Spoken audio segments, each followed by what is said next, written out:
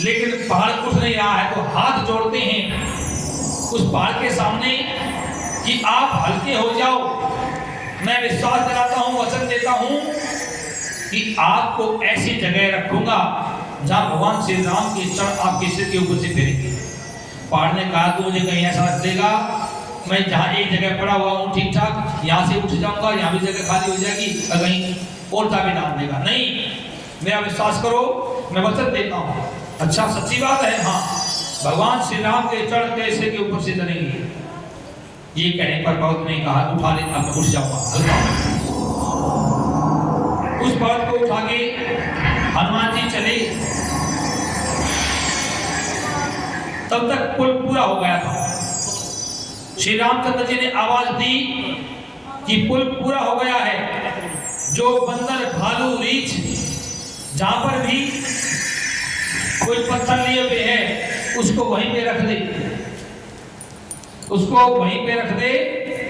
ये सुन करके ये बात हनुमान जी ने भी सुनी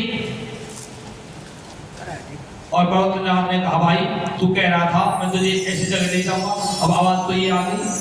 हनुमान ने कहा मेरे स्वामी का आदेश है, एक बार मुझे आपको यहीं पर रखना पड़ेगा, लेकिन मैं एक बार अपने स्वामी से, मारे से पूछ के आता हूँ, कह के आता हूँ, अपना वचन उनको बताता हूँ, मैं वचन लेके आया हूँ तो वो मान जाएंगे। किसी एक दो चार पत्थरों को निकाल करके आपको वहां पर स्थान देंगे। जब पूछ के आओ, वहीं उस पर्वत को रख करके हनुमान जी भगवान श्री राम के पास पहुंचे। श्री राम से अपनी सारी बात बताई।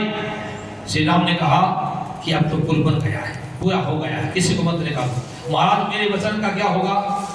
हनुमान जी ने कहा मेरे वचन का क्या होगा जो मैं गारंटी दे के आया हूं। श्री राम ने कहा जाओ उनको कह दो कि मेरा वचन भी है। श्री राम ने खुद कहा है एक युग तक यहां पड़े रहो, अगले द्वापर युग में मैं कृष्ण अवतार लूंगा तो मैं तुझे अपने सिर पर धारण करूंगा। उसको से कह देना, और एक थोड़े समय के लिए नहीं, एक सप्ताह तक अपने सिर पर उठाए रखूंगा।